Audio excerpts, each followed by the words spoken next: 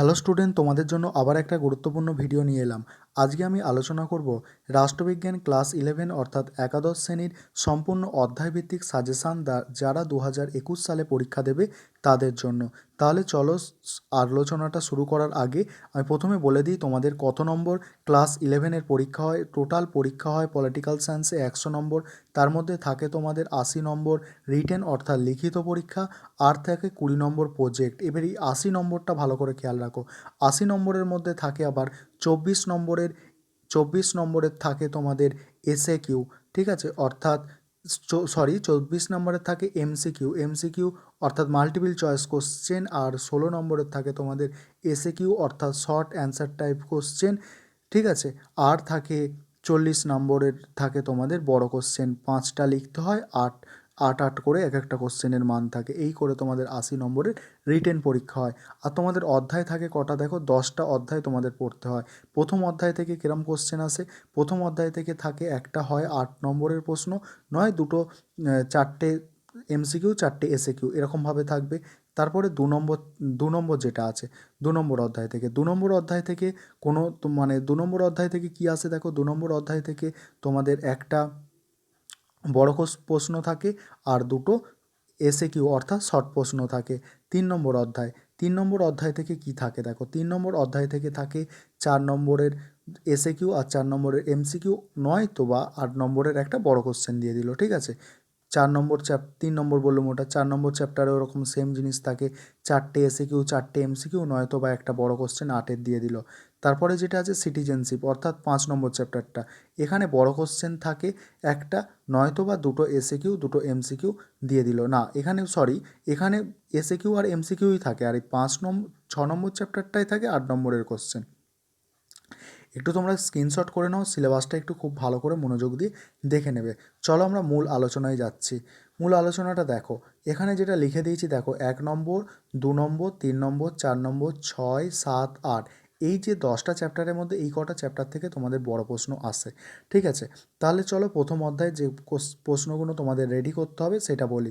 এই প্রথম অধ্যায়ে দেখো 3টে প্রশ্ন রেখেছি, এখান থেকে তোমরা কমন অবশ্যই পাবে। প্রথম কোশ্চেন, রাষ্ট্রবিজ্ঞান পাঠে উদারনৈতিক দৃষ্টিভঙ্গি আলোচনা করো।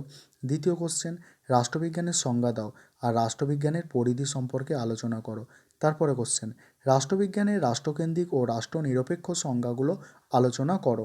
এখানে এই 3টে কোশ্চেন অবশ্যই ভালো করে তোমরা তৈরি করবে 1 নম্বর অধ্যায় থেকে।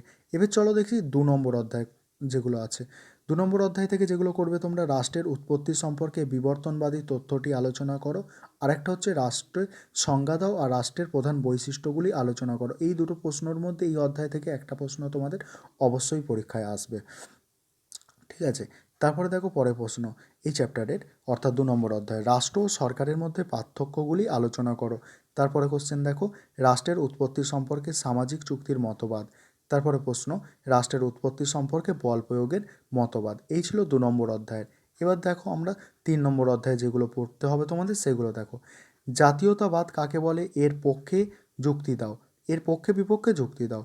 তারপরে দেখো, জাতীয়তাবাদ ও আন্তর্জাতিকতাবাদের মধ্যে পার্থক্য দেখাও। তারপরে প্রশ্ন, জাতি ও রাষ্ট্রের মধ্যে পার্থক্য লেখো। তারপরে প্রশ্ন, জাতীয় জনসমাজ ও জাতির মধ্যে পার্থক্য লেখো। এই কটা প্রশ্ন এখান থেকে তৈরি করবে।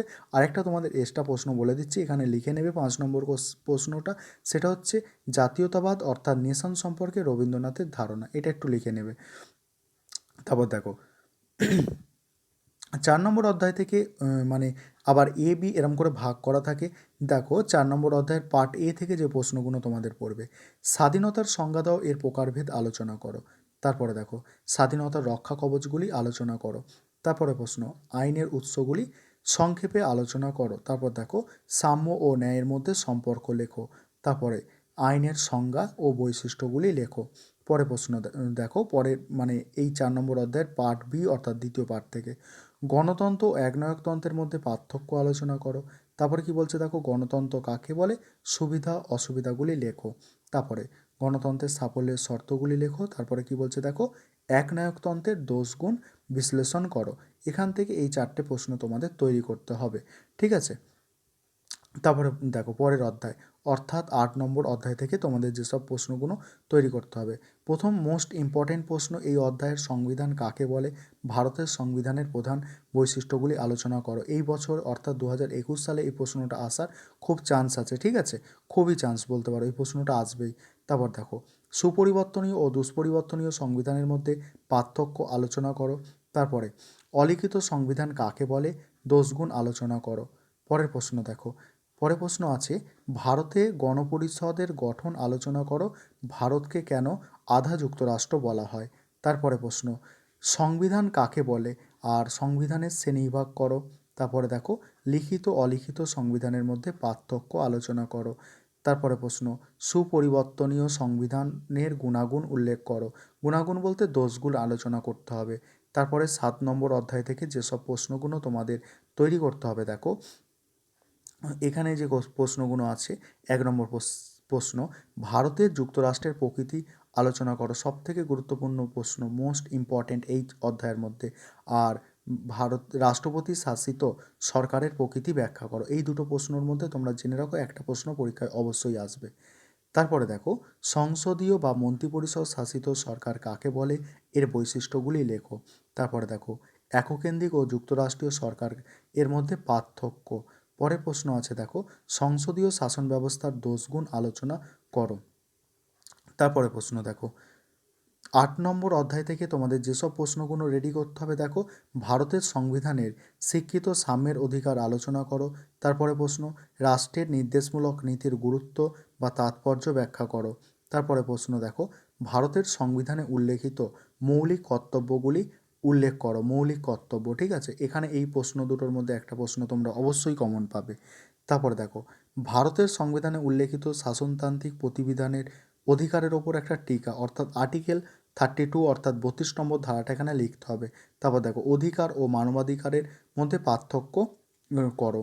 তারপরে দেখো, অধিকার বলতে কী বোঝো? পৌর ও রাজনৈতিক অধিকারগুলি সংক্ষেপে আলোচনা করো। এই ছিল আজকের সাজেশানটা। তোমাদের ভিডিওটা ভালো লাগলে অবশ্যই এখানে সাবস্ক্রাইব করতে পারো, আর ডেসক্রিপশানে অবশ্যই চেক করবে, তোমাদের অনেক প্রশ্নর উত্তর আমি আপলোড করে দিয়েছি চ্যানেলে। সেগুলো ডেসক্রিপশানে একটা লিঙ্ক পাবে, দেখবে ওই লিঙ্ক থেকে তোমরা একটা প্লে লিস্ট পাবে, সেখান থেকে তোমরা অ্যান্সারগুলোকে কালেক্ট করতে পারবে, ঠিক আছে।